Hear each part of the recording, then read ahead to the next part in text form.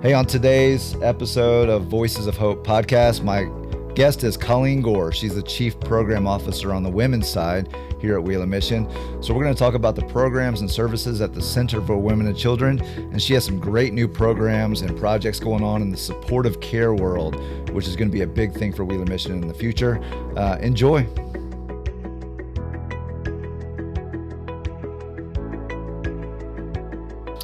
All right, so we want to welcome Colleen Gore. Welcome to the podcast. Our Chief Program Officer on the women's side, right, here at Wheeler Mission. Women and families, yep. So we're glad to have you. So we're going to dig into a lot of things that have to do in your area and the women's programs and our shelters, our long-term programs. I want to hear some stories from you today. Okay. We'll certainly talk a lot about what goes on currently at the Center for Women and Children, but also what's coming in the future too. So I'm excited to talk to you, and we're glad to have you. So, but I want to start with a little bit of your story and just kind of how you got to Wheeler Mission. Obviously, you had a career before you got here. What prepared you? What was God doing to prepare you for the moment when He called you to be the director over at the Center for Women and Children? And you know, when was that? How long ago was that? I'd love to hear that story. 2009. So 2009, this time of year, actually, it was September 14th. Okay. 2009 when I started at Wheeler. And so I have worked in social work for over 30 years, and I worked in child welfare for a while, and my husband and I adopted a sibling group of 3. So I stayed home and did contractual work for a number of years. And so during that time, I got very involved in my church. So I had 15 years of experience doing professional social work related things, and then spent the next 7 or 8 years raising my family and focusing on primarily women's ministry at church.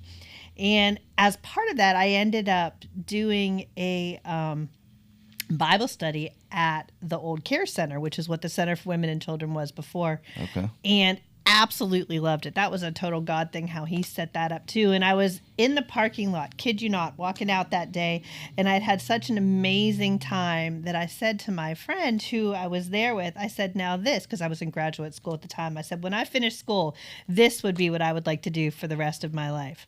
I just said it as a passing point, didn't think another thing of it, went back, it was probably another year and a half until I finished graduate school and started looking. And the job for the director at the Center for Women and Children came up. I did not even know they were the same thing because they were different names. Yeah. And it wasn't until my second interview that I realized that I was actually in the same building. It wasn't the same building because they had just moved, but it was the same program, right? Because they had moved from the care center to the Center for Women and Children. So God was clearly listening that day, and it has been really cool to watch Him pull my love for Him and my love for His Word together with my professional skills and blend those together and kind of like the perfect connection at the center. And that's why I've been here for 16 years, because I still love that process. 16 years. Wow. Yeah. That's amazing. So, and everybody has a different story on how they got here. And most people, I think, say, I would have never dreamed of working at a place called Wheeler Mission or something like this, right? But God kind of turned my attention towards a ministry like this, but you've had this in your heart for a long, long time. So that's powerful. Really cool how He does that, isn't it? Yeah. And I certainly wasn't looking for Wheeler, right? Like I figured I would go back to child welfare and continue out my career there because I love that passionately too. But He had another thing in mind. So, and He was right. Well, you've certainly been prepared. You made great impact here at Wheeler since I've got to see you at work and seen your career develop, and just the major changes that you've made, all for good. I'd say all. Maybe not everything's a home run, but I think a lot of them were a home run. And so you've got a great staff over there. And so we'll talk a little bit about that too, but yeah, I love hearing people's stories of how they got here, and we all have a different one, right? So it's cool stuff. Yeah, and some people's journey just started. We have a lot of new staff as we've grown over the past few years, and they'll have that story to tell as well. But so you said 16 years? 16 years, Wow, that's awesome. Yeah, I was 12. So you've got a lot of stories over 16 years, right? I have a few. Yeah, you've got a few, and some funny, I'm sure, some powerful, some sad. I mean, they come in different ranges, but they do. But on a daily basis, you get to come and be a part of God's work over there at the Center for Women and Children. So As a chief program officer now, that's currently your position. It is. Some people wonder whether they work here or whether maybe they're watching this from outside our walls. But what is that like? What does your daily activity look like? I'm sure it changes all the time, right? Is that you're behind a desk all day long? Or are you teaching classes? What does that look like just normally? Yeah, so there's a lot of variation, which is also why I love it. There is a lot of time sitting around my table talking to people, and having those conversations. It's a lot of program planning, it's a lot of strategy, it's a lot of conflict resolution and problem solving, it's a lot of prayer, but it's also a lot of time just seeing people and interacting with them, whether that's guests, right? Just being able to stop and have a conversation with someone in the lobby who might have been gone for a minute because of choices they made, but then found their way back because God's trying to bring them back in and continue that restoration process. Just having those conversations, or talking with a staff person who either needs encouragement or needs somebody to celebrate with them, right? So it's a little bit of all those things. There's also a fair amount of community involvement in terms of being at the table in different community discussions to make sure not just that Wheeler's voice is heard, but that we are well aware of what God is doing in this great city of Indianapolis, and that we can be well positioned to respond readily when He calls us to. Yeah. I think you've taken on a unique role. I think you're one of the main staff member at Wheeler Mission that has a lot of plugs with the city. You do a lot of collaboration with other partners. You certainly understand what the community is dealing with from just a wholehearted perspective. So what are some of the partners that you're typically working with outside of our walls? And what are some of those relationships that maybe you brought to the table or you've just developed along the way? I mean, been able to really enjoy them.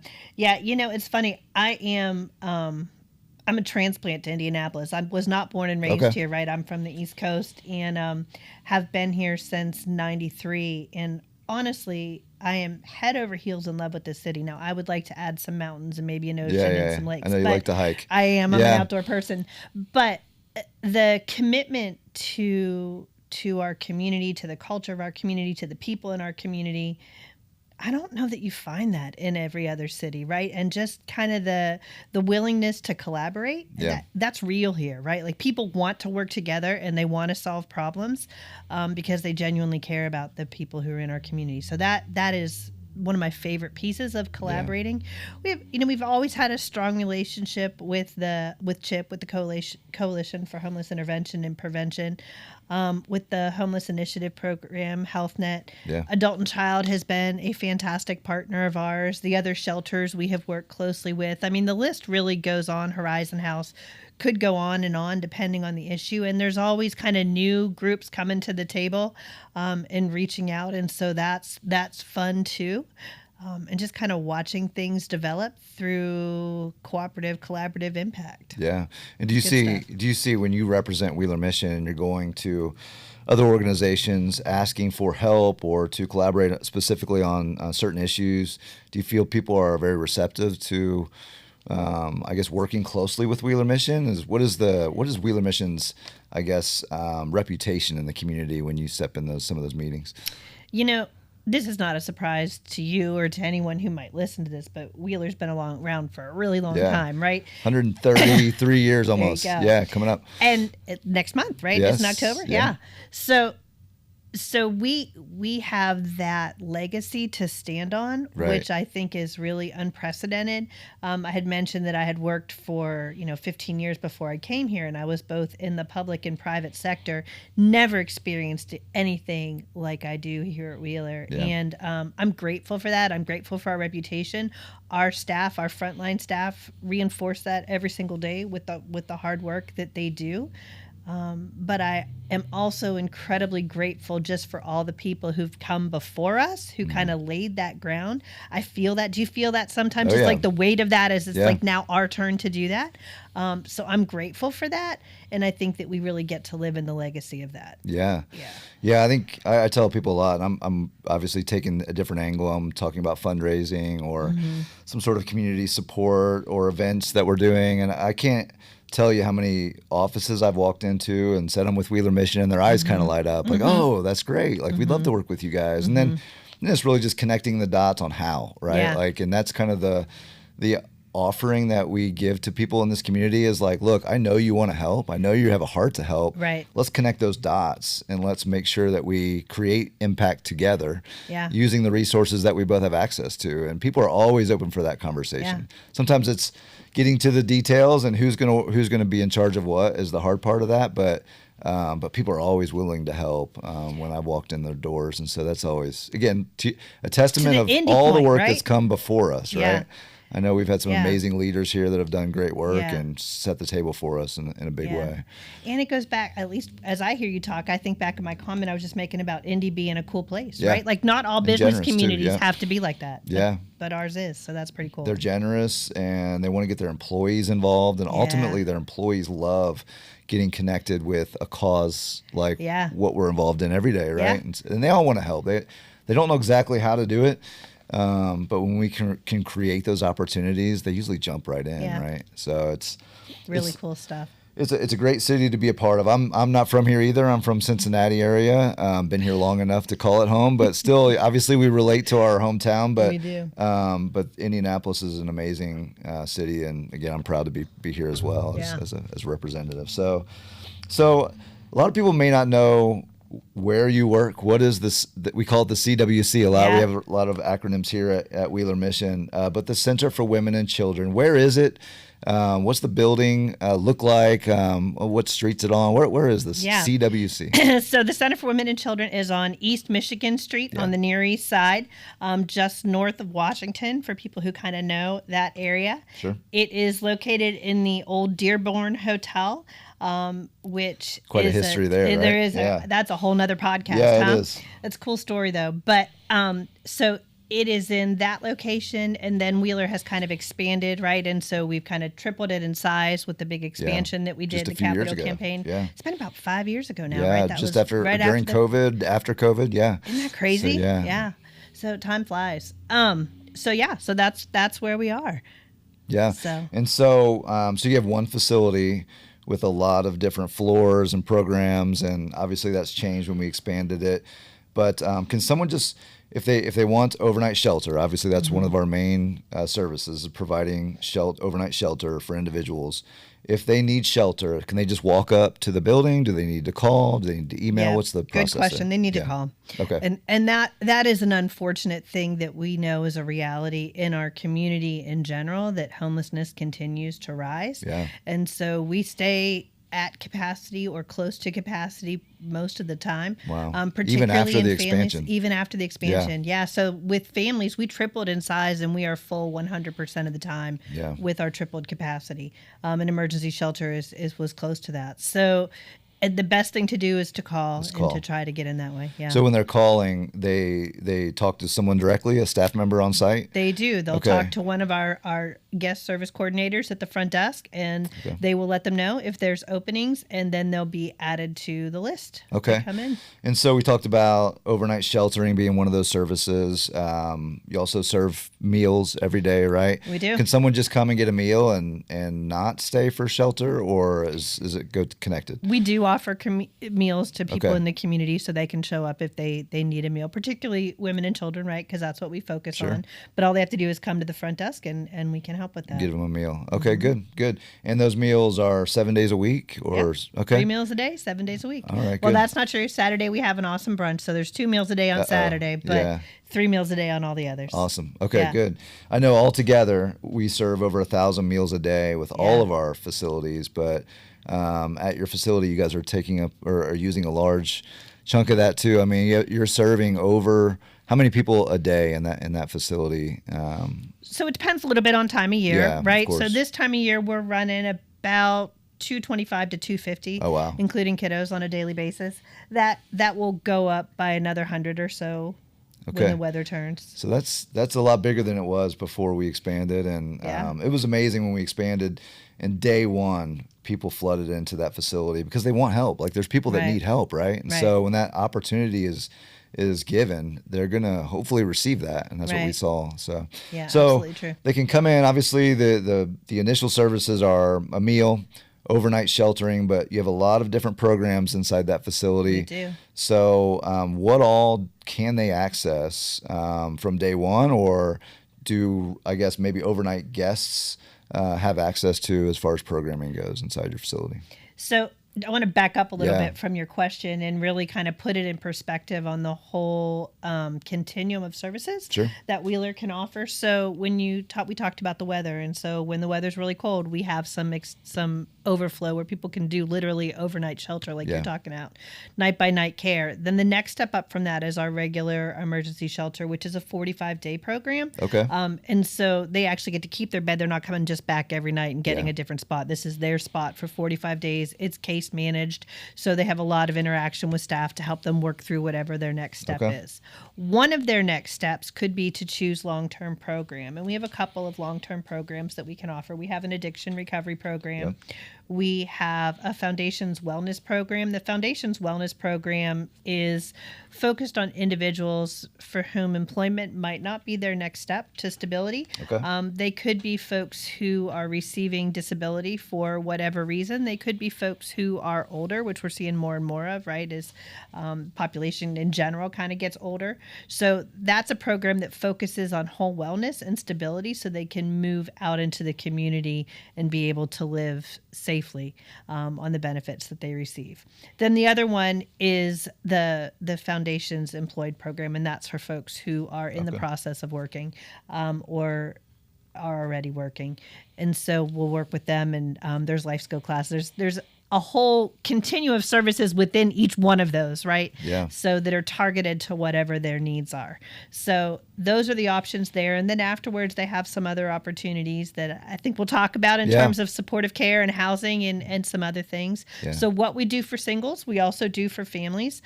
We also have on-site childcare that is available, not just for our current guests, but also for people who have graduated our programs and still need safe and affordable quality childcare, because we know that's a huge issue. And then we have a social enterprise that's a part of what we do too, called Restored Creations. Yeah. So a little bit of everything. Yeah. So a variety of programs. So most people probably only know about the overnight sheltering. I think you're right. They probably only think that they know about the meals. That's something we talk about a lot. Yeah. But most people don't get to hear the stories about the long-term program. So I'm glad you brought those up. Yeah. And that's where life change comes, right? Agreed. Like that's where we can take someone from probably the darkest moment in their life and give them hope and opportunities post just that first stability experience of getting a safe place for the night, right? There's more don't to you it. love that? That's the cool stuff. I always tell people that my favorite piece of working at Wheeler is watching that process where people come in and you can like see them wearing all the things that life has thrown at them and all the labels that have either been attached to them or they've attached to themselves, and you watch piece by piece as God removes them and they just become the person underneath. And they've got that he time created. and a Right. place to be able to work that out, right? And for God to change them, not only just physically, but spiritually and emotionally, and just all of the things that get Good stuff. Yeah, it's amazing. So all that's in one facility that you have these. on one these campus. Yeah. Okay, good. 3 programs. And recently expanded to be bigger, but still pretty full, and you're still bursting at the seams some nights. Still bursting at the seams. Yeah. Especially in the winter. Yeah. So how is that different from the men's side of programming here at Wheeler Mission? Is it the same? Is it modeled after the same experience? Very similar. I think the biggest difference is the obvious one in that the women and families are all on one campus. Yep. Right? And the men have separate campuses for each one of those functions that I talked about, whether it's emergency shelter, long-term program, or recovery. In terms of the goal, life transformation, and the overall programmatic options, those are the same. I would say that the tactics and the tools to get to there are a little bit different, recognizing that there's some differences in how women learn and grow and how men learn and grow. So we try to both Terrence and I, my colleague in this, we try to make sure that our staff have the ability to tailor that correctly. Sure. But the structure is the same. It's just in a different physical setup. Yeah. Yeah, the men's side is a little bit bigger, I think, in terms of numbers. But yeah, being in different locations, but all pretty much in the general Indianapolis area, right? So they're accessible to people that live close to downtown. with exception to our men's addiction recovery program, which isn't on a floor in Down the in the building. woods. It's down in the woods in Bloomington, Indiana. Most people aren't aware of that, but certainly a great program. But you guys have a very similar program just within your tower there at the Center for Women and Children. So I think that's an advantage you guys have. The area that you're in, talk to me about that. What's the neighborhood like? Are people living in that area accessing your services? Are they coming from downtown, closer to downtown? Because you're a couple miles east of the city. So where are they typically coming from? We are. So they come from all over the city just because there is a need from all over Marion County and the surrounding counties, particularly when you're looking at addiction recovery. For many years, it's been a little bit different in the last 12 months or so, but for many years, we had people coming from lots of different counties for addiction recovery just because there was not enough options. Sure. But for the most part, it's throughout the county that they'll come. How do they get there? I mean, we serve the most resourceful people ever, right? So some on the bus, some get dropped off, but yeah. Yeah. I think you're right on the bus line, right? We are. We're right on the number 3. And so if you know someone that needs help, I mean, a bus ticket could do it, right? That could get them right there. Get them right there. Yep. And then obviously call first, like you said. But those are we want to help people that are in great need of help. So certainly access those resources by calling or checking in with us to see if we can take you in that day. But a lot of great work at the Center for Women and Children. Recently, just to kind of help everyone understand how this is all packaged in terms of services. We've talked about help, hope, and healing, right? That's it's been in our logo for years. We've started to unpack that to explain our programs. But talk to us a little bit about that. How is that packaged? What is packaged in the help phase? What is packaged in the hope phase? And then ultimately, we're looking at healing. Talk to me about how that. I love that. And I love how you guys created the doors to kind of visualize that. So the help is really that emergency shelter piece. So in the winter overflow that I was talking about. So that is really meeting people in their most dire points of need, so right? It's first step, right? They're hungry. Emergency room, you need food, right? Yep. So, Best way I can explain it is consider that the emergency room, right? That's that crisis triage care to help people just get stable and begin to kind of think through what their next steps might be.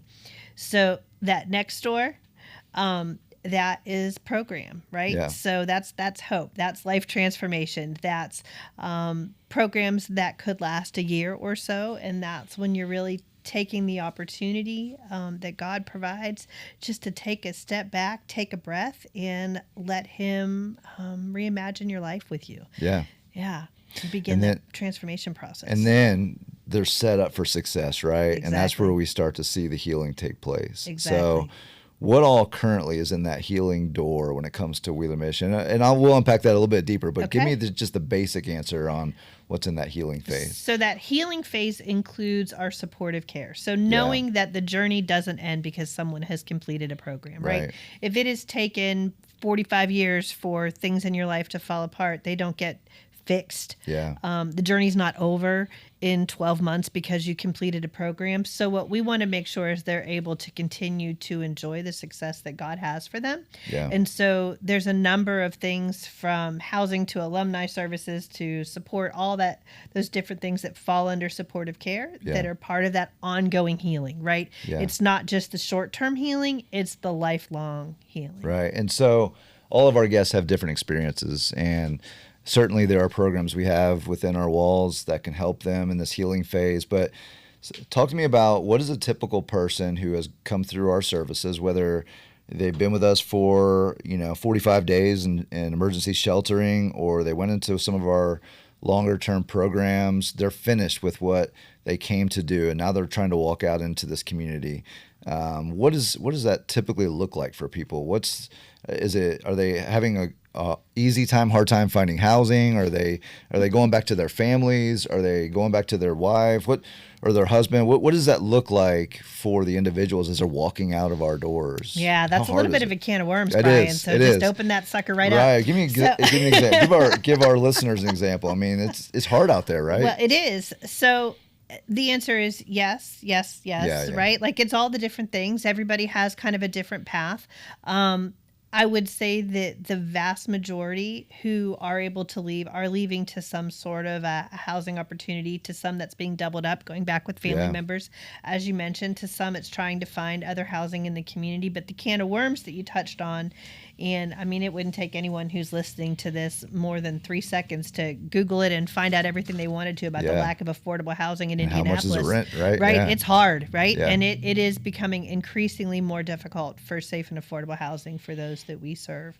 And we saw that, we felt that, we do feel that as they continue to come back into the shelter because they're unable to find it, or that they struggle to move out to begin with. So there are some pieces to that makes it a little bit harder. But all of that led to kind of where we started to create some options to add some pieces to that. Yeah, because it's not just about, where am I going to live? It's about how am I going to be successful in this too, right? Right? Because if you just went through a long-term addiction recovery program, you're stepping out of our doors trying to live that out in the world, right? It's like, okay, I've been in a safe place. Right. I've had people supporting me, pouring into my life, protecting me in a lot of ways in this time that I'm with Wheeler Mission. But that season's over. Right. So now I'm going out, and what do? Do I go back to my old job? Do I go back to my old friends? How do I pay rent on a regular basis? It's not something I'm normally do well, or maybe it's how do I manage my first paycheck? Like that could be a challenge, right? So there's the how do I work this out can be just as challenging as where am I going to live, right? And so I assume most of our guests are experiencing that as probably the biggest roadblock, right, to being successful. Right? I mean, we talk about it feels like they're jumping from the fishbowl directly into the ocean. Yeah. And no matter how much we try to prepare that in program, it's a real challenge. And one of the things that there was a study done by Baylor several years ago that they talked about with what leads to homelessness. And one of the points they made was that it's a lack of relationship. And that's true, right? There's not another couch of a friend to sleep on. There's not, all those other supports that typically people have. They run out, you have nothing. And then their family has said enough, or they're just wore out, or maybe they're gone, right? Exactly. Yeah. All those things, right? All are very true. So then just because you have done some great work with the Lord during your time at Wheeler, it doesn't mean those things have changed too. Yeah. So trying to help people rebuild sometimes completely new community, connecting with the church, getting those supports and rebuilding life is a different thing. Yeah. Yeah. Because we care more than just that you're not without a home, that you don't have food. We care more about that. We want to know, just like Christ does with us, we want you to be able to walk that out in the long term. Yeah. And so we're in it for the long haul. Yeah. Yeah. And so we want to see every man and woman that we serve be equipped to enjoy lasting success in Christ, right? Way to pull out the vision of Wheeler Mission, Brian. Good job. But I left out that we want them to be productive citizens too, right? We want them to be able to learn how to have a job and be successful with paying your own rent and doing all the things that people are out there doing on a regular basis. Yeah. And some people who have come through our programs have just not been successful with that, or they just don't have the understanding, or they don't have the support to do that. And so we want them to be successful long term. Yeah. Ultimately, we're a Christ-centered mission, so we want them to be successful in Christ because that has more eternal value than just here in their physical setting. So talk to me about the services because you've been a champion of this for a long time, and we're making some headway in this, right? We're seeing people access some services that weren't there before. But talk to me about some of the supportive care services that we currently have, and the organizations that we're partnering with to make that happen. Yeah, so that organizations we're partnering with, that the same answer is kind of the one before of, and we'll work with anybody in the community who has the resources that we need. And we have some real vibrant relationships with places like Bright Lane Learning for the kids who are in school, or with Adult and Child for the mental health support. So we have a number of really vibrant relationships that are so important to us. But that supportive services piece can be ongoing childcare. I mentioned that we offer that for graduates. It can be, hey, I used up all my money and I don't have any money for food, and figuring out how to do that with them. It can be, hey, I need help processing through a crisis management moment, and talking with one of our staff to help work through that. It can be, housing, which I know Yeah. we'll talk about.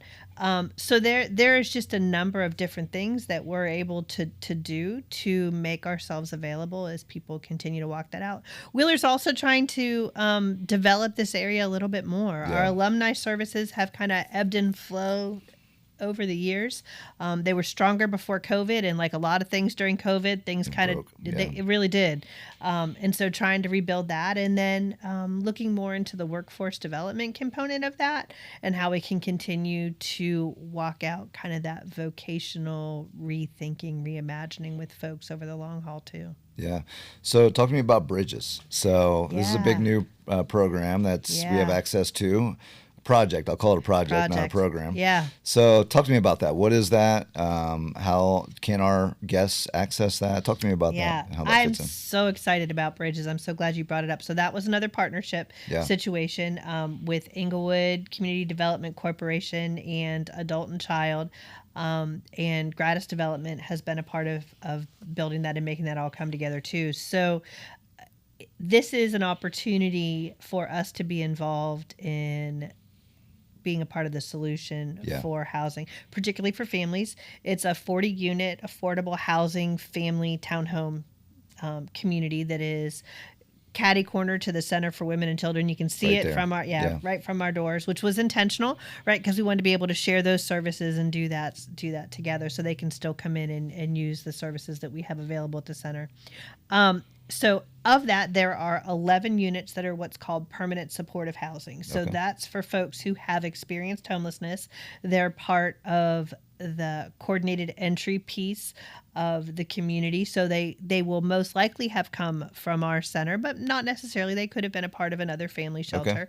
But it's a Because this isn't our this is not facility. ours. We do Yeah, not don't own this. it. We are just the We have service access provider, to it. right? Oh, and So we're providing the services. we're the Yeah. primary Okay. support. So for those 11 families, it is our role to come in and support them and help them stay stably housed and stay successful. So So these really 11 excited about families that. are living alongside of just people that are just generally living in that facility, Yeah, right? so they are income limited. They're all Yeah. affordable housing units. The other units, the 29 or whatever additional units, but yeah, so they'll just be in that community, and they're beautiful. They're absolutely beautiful. They are moving along in construction, trauma informed, community centered, person focused design. Really, really great work that they have done. Okay. And really excited. And this see falls it. in line with the supportive care model that we're looking to walk into, It right? is part of supportive care. And is it indeed. part of the healing door that we? It is one of Okay. the options in the healing door. I mentioned that housing was a Yeah. part of that. So, and there's a lot of excitement for people Okay. to be a part of that. So yeah, Good. it's great. So I'm sure we're seeing lives.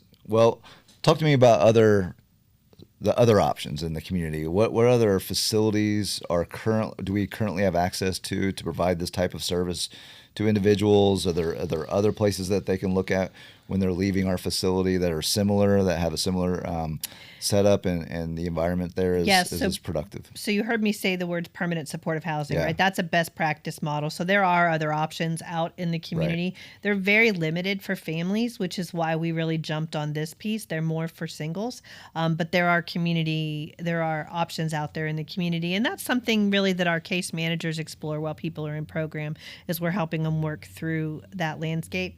There's been a lot of changes in the last 6 to 12 months within that landscape. And so that again is why it's helpful for our case managers to kind of help folks guide them through that, because things change pretty quickly right now. And it can be fairly competitive, like we talked about before, Yeah. in terms of housing. It's not easy to get housed in this community and to Yeah. stay housed. And so I assume that when those units are available, they'll go like that, right? Like that. And so who has access to that? How are we deciding who to recommend for those services, and how do they qualify? Yeah. So there's a whole process that is set up by the continuum of care, which is basically a conglomeration of all providers this is part of the collaborative Yeah. efforts we're talking about, all the providers in our city. So they get entered into that process through the coordinated entry piece, and then we'll go through all the steps to do that. Okay. So And so it's not our facility, we're not funding it, but we are funding the services we that are we're funding the providing to that. services, right? Yeah, and so Right, if you're we're a not the- donor to Wheeler Mission, that's something that you're a part of. That's Yeah, something that you're absolutely helping. true. Yeah. And that's Really that's great stuff. true life change.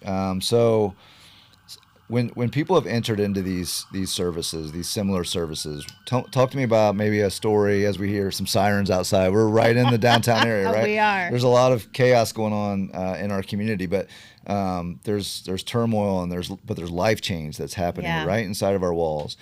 Tell me a story, just maybe somebody that comes to mind of somebody who has accessed services like this, that it really helped them to change their lives, and now they're playing out that vision of Wheeler Mission to be productive citizens enjoying lasting success in Christ. Yeah, there's thankfully, because our God is cool like that, there's a ton of those stories. Oh, yeah. And as we even talk a little bit about Cornerstone Living, which I know we haven't really delved into that yet, but that's Wheeler's specific answer to this housing issue, and watching some of the people who have come in. Let's do that. Let's turn the corner into that. So before you tell me your story, I want to hear about Cornerstone. So because this is kind of what's coming, right? This is what's coming. Yeah, but you've already done a pilot. A little, and you've got. So tell me about that before you tell me a story who've been through that. Okay. What is Cornerstone? How are we currently starting this? This is a program, right? And then what does the future of that look like? Yeah. So talk to me about that. Good answer. Good question. So Cornerstone started a couple years ago. So we started a pilot specifically with women. Right. And because of some opportunities that we had, and really wanted to create a housing model that was consistent with Wheeler's mission and values. There are some things within the community that are different than how we would necessarily go from it. And we didn't want to lose the ability to be Christ-centered, because without that, what are we, right? And so what we did is we took that Christ-centered focus, and then we took some pieces from some other best practice models, right? So we took pieces from permanent supportive housing, which you've heard me mention already, and we took some pieces from recovery housing. So it was kind of like taking, when you think of sober living or recovery housing, taking the community and the sobriety focus of that, adding it to the structure and services and support of permanent supportive housing, and then putting all that under the cross of Christ. Yeah. And that's what Cornerstone Living is. Awesome. Right? Yeah. And so being able to lean into Wheeler's sweet spot a little bit, right? I think that just like Jesus was all about relationships and seeing people individually and engaging with them in a very specific way that was right for them, right? That was honoring how they were uniquely created. Wheeler does that well, from my opinion. Yeah. And so we wanted to carry that into housing. It's not a cookie cutter approach, which is some of our challenges with some of the other housing programs that are out there. This is, we see you, we want to work with you where you are, and be very individualized in the way that we do that. So we ran a 2-year program. We had, in the 2-year period, we had 32 women who went through that. We had 15 spots available. And we learned some really interesting things during that pilot. So one of the cool things that we learned is that 98% of the people who entered Cornerstone Living in the pilot 2 years ago are either still currently housed through Cornerstone Living or moved on to other housing. About 50% of them had other options. Sometimes it was family reunification, right? They needed that extra point to work on family bonding and connection and breaking down some of those walls that had been built up. And so then they were able to move back out there. Some it was just other independent housing. They needed some more time to get stable. So about 50% did that. About 50% are still with us and working through some things. We had 2 folks who did not remain housed, and one of them, this is going to sound really weird to people so just bear with me, but one of them I think is such a joyful surprise. She had a very significant physical health issue that we did not know the extent of, but she was very socially isolated. Remember, we talked about relationships before they come to Wheeler, and her illness became significantly worse. We were able to walk through with that, but she eventually passed away. But she passed away in an environment where she was completely surrounded by people who cared about her, right? They did all the things, the people in Cornerstone Living with her did all the things that family members or close friends or church family typically does for other people out in the community, right? They helped. They sat with her when she wasn't feeling well. They brought her food. They like all of those beautiful things. We were able to do that. And I had no clue going into this that was going to be a component of what God would call us to do. And in fact, one of the things that was a surprise from the pilot is about 30% of those that we've been serving in Cornerstone Living are medically fragile for one way or another. So that's just a fascinating thing that I didn't know about. But the more digging that I've done, it's not surprising. Some of those options are challenging to access in the community as well. Yeah. And God's allowing us to meet that. So it's super cool, right? Yeah. So after those outcomes, we took that to our board and we said, hey, we think we're onto something here and we want the opportunity to try to stretch our wings a little bit. And they agreed to kind of pony up and help. And that wasn't an easy conversation. That was not an easy conversation. Anytime you try something new, right? There's some pushback and Right. questions and making sure that we have our ducks in a row first, right? But it's cool though, right? those percentages you just shared were key in that. Yeah. Right? We've got some success stories there. We right? did, and they saw that, and I think the fact that it was really hard is another strength of Wheeler, because I'm on other boards, and not all other boards are as involved as ours is. Yeah. But ours really cares about them, like sincerely cares about, and you know this, cares about the ministry, and they ask good questions and they ask hard questions. Yeah. And they're persistent. And they make sure we're staying on mission. Right. Which is key, right? It really is key. And we're right. not going outside of what we're expected to do and what our donors expect of us, and they saw this as a fit right inside the mission. They did. But it took a minute. Yeah, it did take a minute. Right. Right. So they we have the opportunity now to do a 2-year pilot expansion. So we're doubling that in size. We moved. This was in May. Is that right? May, Yeah. probably. That they gave us permission. By July, we had already leased up a location for 5 women, so we can do 15 additional spots. 5 women and 10 for men. And because our God is cool like that, he opened up a property that's literally at the end of the parking lot of the CWC. So it's within super close proximity, which is cool because this place is right to the right and Bridges is right to the left. Yeah. So kind of lining that up. So they all moved in the end of August, early September, and that place is completely full. Oh wow! Okay. Yeah. So how fantastic is that? And they all came right? from our facility, from our from the programs. Center for Women and Children. They're all program Yeah. graduates. Really, really cool stuff.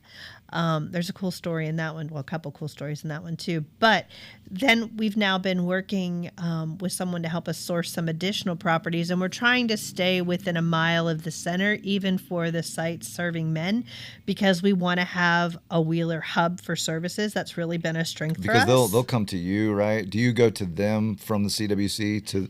Does it go both ways, or it goes both ways, right? So but that's if close, they being close is important. Exactly. If they want to access childcare, if they want to access meals, if they want to access the medical center or meet with their mental health provider, like we can do all those things and still offer it as a community hub. Yeah. So really excited to see those pieces coming together. So I'm hoping that before the year is up, we will have those next 10 spaces leased up and we'll be rocking and rolling. Yeah. So yeah. It's amazing all that's happening right around that the CWC, because that whole neighborhood's been changing, right? There's been old apartments that have been torn down. There's old corporations that have closed and been torn down, and exactly. And Wheeler's always been a part of kind of revitalizing areas that we are in, right? We've taken old facilities like the Dearborn Hotel, and now it's being used for amazing purposes, right? We've seen rundown Chubby's things, bar old bars across the street, right? Yeah, old bars. Yeah. There's an amazing story of the bar that used to be, was that Chubby's that was across the street? And they literally took the maple wood off of the bar, moved it down to our addiction recovery program for men, and set up an altar with that same wood in the chapel. And guys that have been inside that bar are now praying at the altar in the same wood that was at that Chubby's bar, right? Chubby's bar. We've taken facilities and neighborhoods and revitalized them, and God is doing amazing things inside of them, and He's preparing that neighborhood for what you need. So I love it. Yep. So these programs are underway, but also they're ongoing, and there's some future programs to be had here. So There is. Yeah, but tell me a couple stories, or one maybe, that of someone that has taken advantage of these new resources and their life has been improved because of it. Yeah. So the one that was not the original story I was going to tell you, but one who has just moved over to the new house that we have. So she came in through our addiction recovery program and worked through that whole program and really focused on her life in Christ and growing. She has some children that she does not currently have custody of, and she really focused on healing first for God and then for herself, but then also for her kids, right? And that was really always really cool to watch, the way that God does that.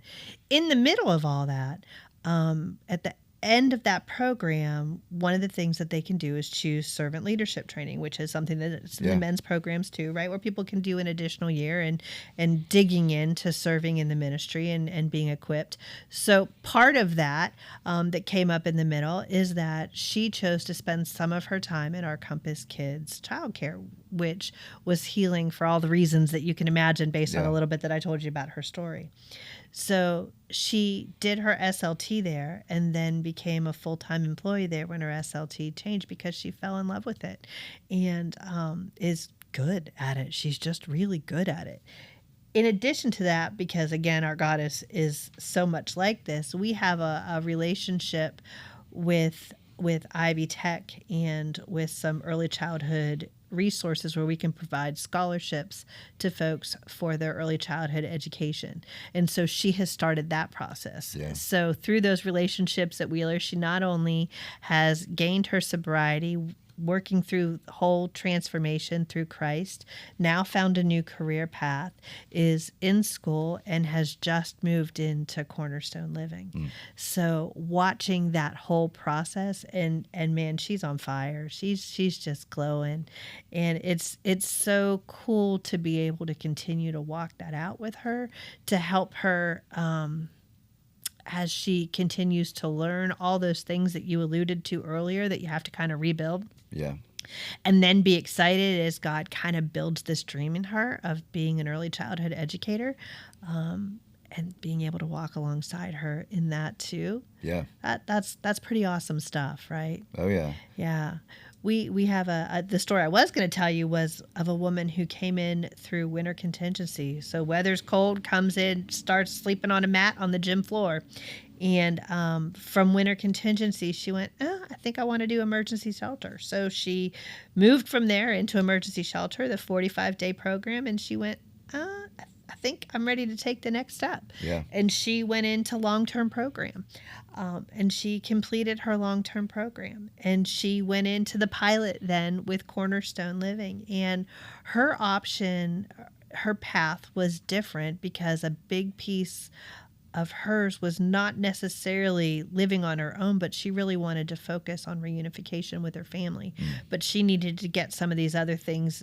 For all the reasons that happen in families, she had to kind of separate herself from them and they from her for a while she fixed some things in her life that needed to be addressed. And those relationships were rebuilt, and she ended up moving and living with them. And that was what she wanted, that was not possible when she found herself in winter contingency. So, I mean, it's so hard to tell a story because which one do you choose, right? Like they're all different, but it just goes back to this super cool God that sees us each as individuals and then provides a path forward that's pretty incredible and not something we could ever imagine on our own, right? Yeah. Yeah, and everybody has a story that comes through our front door. We served almost 12,000 people last year. Right. And so you told two stories there, right? There's 12,000 people that came through. And many of their issues are very complex. And it's like, how do I fix this quickly? Right. And most of the time, it's not that easy, right? It just can't. And so for them to be able to access resources like this and have the time and space and the professionals that care and can connect them in the community, that's where life change comes from, right? That's where life transformation comes as we obviously tell them about Jesus, but we also help them to navigate the barriers that are in their life. And sometimes that takes a long time to unpack. Right. And so you hear a lot about the housing first discussions and models in the city, and sometimes that's great, right? Yeah. Sometimes you lost your home and you need Right. a home, but sometimes there's so much turmoil and complex issues and family brokenness and the inability to be, self-sufficient in your Right. own life, that, man, you need resources and people to help you through it.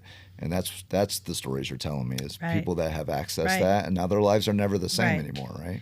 Right. And it's about choice, right? Like I am not in any way, shape, or form against housing first. To your Yeah. point that you just said, there's a lot of folks that's a good answer for you. We can help you get housed. That's what our case managers Sure. do. We'll connect you. There's where those community partnerships come in, and that's great.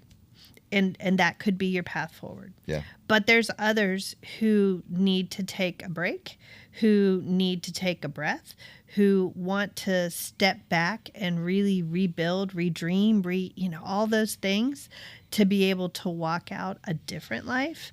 And I think that's the unique place that God has put us in, right? Yeah. So there's just no cookie cutter for humans. We're just not made that way. Yeah, no. And Colleen, I just appreciate all the work you guys are doing. You guys are in a difficult ministry. And my wife worked at the She Center for Women and Children for did. years when we first got married. And she would come home talking about these kids that just had the most awful things that had happened to them, right, in their life, just living on the streets and coming in with turmoil in their very young lives, and to be able to see those start to blossom, like they start to get confidence again, and they start to trust people around them again. Yeah. And sometimes that played out great. Sometimes those little kids left because mom decided, hey, today's the last day, I'm out of here. And the heartbreak that happens when you see a kid being pulled through that stuff. Yeah. And we see the wins, we see the losses. You can't take credit for either. God has a plan for all of them. But you guys are in the thick of it, there. and you're there every day. And for 16 years, you've been in it, and that's a testament. Not everybody could last that long, and God has helped you to do it, and you've been a warrior. So thank you for your work here. Thank you. I love it. Yeah. I have one last question for you. All right, We've I'm ready. unpacked a lot. All right. And Where are we going next? I have 3 I could ask. I'm gonna pivot from Multiple choice. Yeah. I'm gonna pivot from what I was gonna ask you, and I'm gonna put you on the spot here. Homelessness. I mentioned some of the turmoil. We mentioned, we believe that God is in control, right? Like, we believe that God has a plan for every single person's life. We believe that God created every person that comes through our front doors. People ask all the time, why does God let good things or bad things happen to good people, right? Like, why does God allow this? So what is your thought there? Why does God allow homelessness, right? Why is that happening? We serve a good God, and He has a great purpose. But why is homelessness happening in individuals' Holy moly, lives, what were right? your I other ask you the questions, hardest question right? I Why have. does God let bad things Yeah, happen? yeah, yeah. Well, I mean, let's see. and I'd love to weigh in, but I'd love just your thoughts on that. Like, you see it around you every day, and we serve a good God. So why is this happening? It's just a great question, though, isn't it? And I don't know that I can answer and say this is why God does it, but I Sure. can say this is what I see. First of all, we live in a broken world, Yep. and a lot of really rough things happen to people. A lot of trauma, a lot of hurt, a lot of brokenness, right? Yep. And at the end of the day, I'm just thankful that we can be that place. Yep. That's a really cool thing. We had just a super quick story. One winter contingency, we had a woman who was super agitated with her mental health. She was really struggling, and this is when we were sleeping people in the gym, and she was kind of pacing back and forth and talking really loud to herself. She was just really, really anxious, and she had done it for about an hour, and people around her were starting to get a little bit upset with her too. And I just happened to be working winter contingency that night and was able to kind of help bring her to her little spot. And in the middle of all that, she was kind of doing all those things, and she stopped and she looked at me and had eyes as clear can be. And she said, "Am I safe?" And I said, "You're safe." And she went to sleep just like that. So I'm just grateful that God lets us do that in the middle of a broken world, that we can be that safe space where people feel seen, heard, and loved. Yeah. sometimes I think that the answer is we make choices, and God's okay letting us feel all of the consequences of choices if that's what leads to him. Yeah. Right? And I think he just lets us do that and get to the end of ourselves, kind of like the prodigal son, right? Go out and do what you need to do, but when you're ready, boy, God's Realize there. who you can lean on, right? Who to turn to. Right. And God is ultimately who we need to turn to. Right, exactly. Even if everything's out of... do that too. Right. Yeah. Yeah. Yeah, I was talking to I asked you this question. My son, I was talking to him last night. He's 10. And I was just telling him, I was like, God has a purpose for you, right, Colin? And I was telling him, and I was like, if you find out what it is and you decide to follow him in it, you'll never be unsuccessful. Like you can never lose. Like God will prepare that moment for you.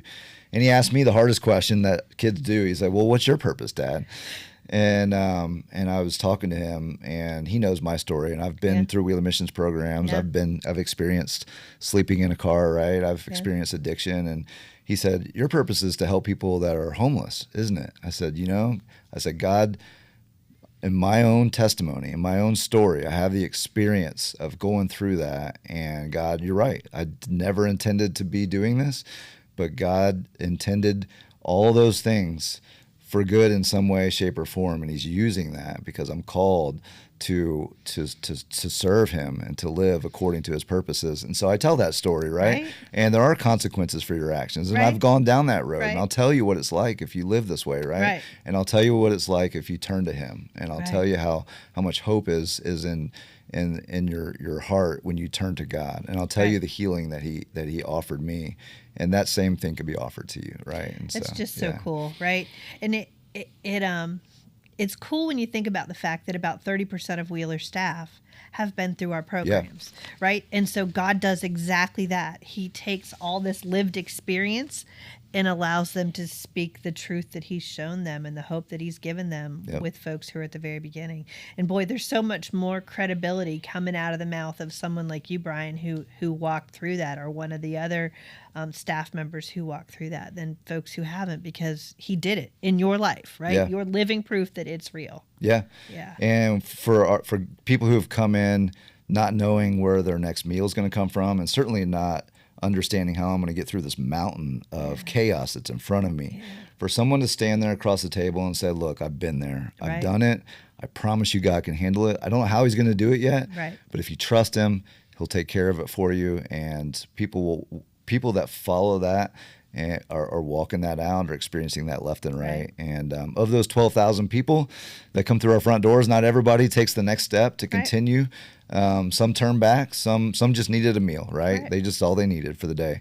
But there are people that need the love of a loving God. They need that, right? And when they turn to that, their lives are never the same. And that's the life transformation that we get to see every day. And you guys see it inside of your walls. And I just, again, appreciate your work and just the amazing foresight that you have to see what the challenges are ahead and how we can collaborate in the community to make sure that these people are cared for.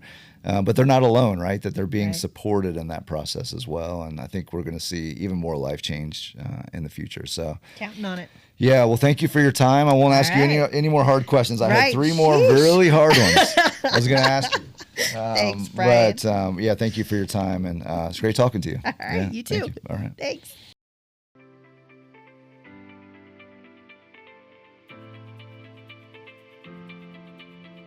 Hey, if this podcast episode spoke to you, we'd love for you to dig a little bit deeper.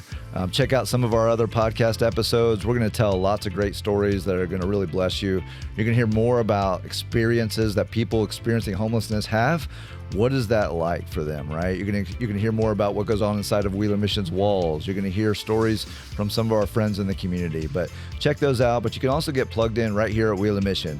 We'd love for you to volunteer. Sometimes that can be just serving a meal, but there's lots of great ways to come and get plugged in here as a volunteer.